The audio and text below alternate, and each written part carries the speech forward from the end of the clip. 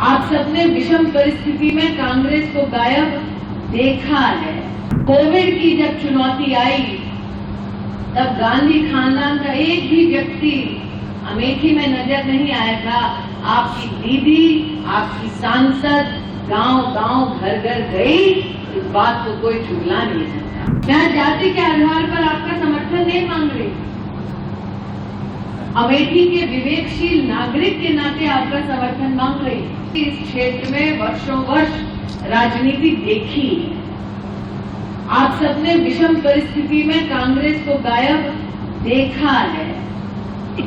Covid की जब चुनौती आई तब गांधी खानदान का एक भी व्यक्ति अमेठी में नजर नहीं आया था।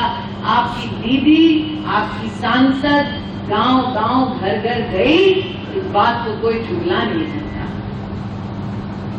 सर पर मौत मंडरा रही थी। मेरे भी घर में बच्चे हैं, मैं भी अपने परिवार के लिए जिम्मेदार हूँ। मेरे घर में पति, सास, माँ, बहन, देवर, ननद, सबने कहा लोग घर पर बैठे हैं और तुम सड़कों पे घूम रही हो अमेठी में। मैंने कहा कि जब मुसीबत आती है तो घर की माँ, बहू, बेटी, बहन भी सबसे पहले परिवार का कवच बन जाती है। मैं जाति के आधार पर आपका समर्थन नहीं मांग रही, अमेठी के विवेकशील नागरिक के नाते आपका समर्थन मांग रही। आप सबने देखा नरेंद्र मोदी से अमेठी में किसी किसान ने कभी 6,000 रुपया सालाना मांगा नहीं। नरेंद्र मोदी ने बढ़ चढ़कर दिया, बैंक के खाते में पहुंचाया। आज 4,20,000 किसान परिवारों को अमेठी लोकसभा क्षेत्र में सालाना 6,000 रुपया मिलता है। जो गरीब माँ का बेटा है वो जानता है एक एक रुपए की कीमत। अमेठी लोकसभा क्षेत्र में आज 19,26,000 लोगों को राशन मिलता है। आप सब साक्षी हैं कांग्रेस की यहाँ पर राजनीति के। कब हुआ ऐसा कि 4,20,000 परिवारों को सालाना 6,000 रुपया बैंक के खाते में बिना पूछे, बिना मांगे पैसा मिला हो? आज तक नहीं। कब हुआ कि 19 लाख लोगों को इस क्षेत्र में बिना मांगे सामने से किसी प्रधानमंत्री ने घर तक राशन पहुंचाया? 4 लाख से ज्यादा परिवारों में शौचालय बने। अब भाई बैठे हैं, आपको मैं बहन के नाते मर्यादा में कहती हूँ, घर पर भौजाई है, बेटी है, उससे पूछिए। रात के अंधेरे का इंतजार करना पड़ता, सुनसान किसी खेत में जाना पड़ता, जिल्लत की जिंदगी कैसे हम लोगों ने देखी है। 50 साल एक छत्र राज था कांग्रेस पार्टी का अमेठी में, गरीब के लिए शौचालय तक नहीं बनवा पाए। वो चाहते थे कि गरीब अमेठी का गरीब रहे ताकि कांग्रेस के बड़े बड़े नेताओं के सामने हाथ फैलाए, अमेठी का गरीब हमेशा तड़पता रहे। 3,50,000 परिवारों में पहली बार नल का लगा है। 1.5 लाख से ज्यादा परिवारों को पहली बार विद्युत का कनेक्शन लगा है। ये छीनते थे तो विदेश के किसी अस्पताल में चले जाते थे, जहां पर मेडिकल कॉलेज तक नहीं बनाते।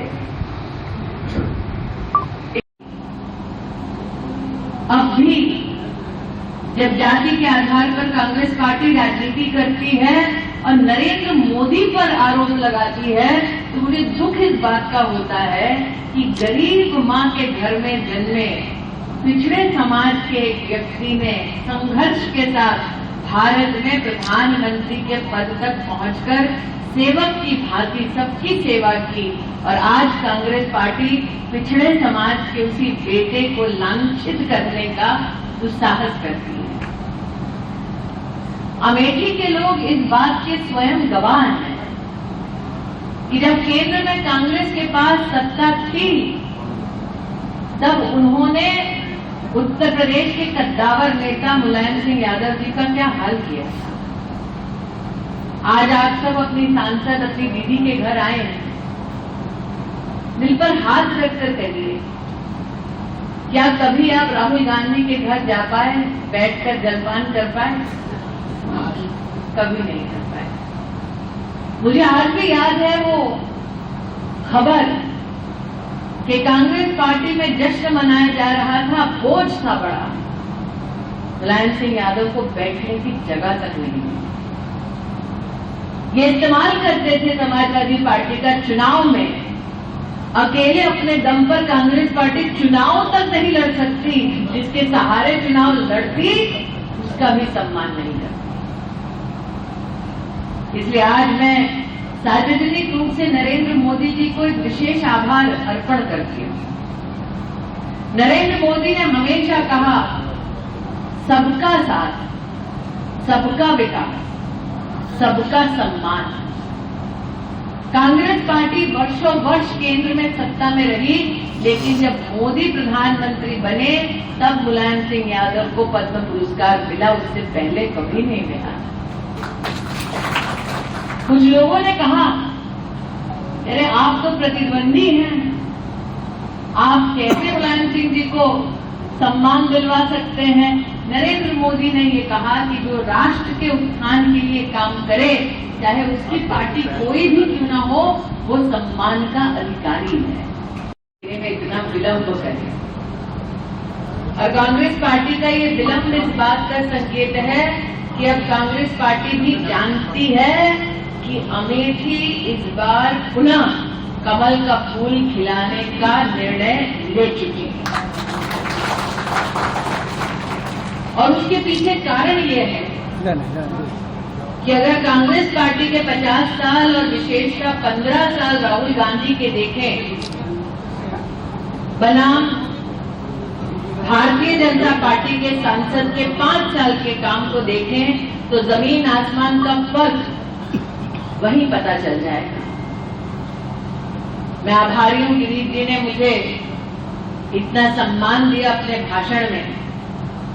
मैं आभारी हूं कि गिरीश जी ने याद किया कि जब आग लगी थी गांव में तो दीदी ने बुझाया, लेकिन उस वक्त मैंने ये नहीं देखा गांव में किस जाति के लोग रहते हैं। मेरा मात्र यही मकसद था कि गांव मेरा, लोग मेरे, जाति चाहे कुछ भी हो, उनका संरक्षण करना सब जरूरी था।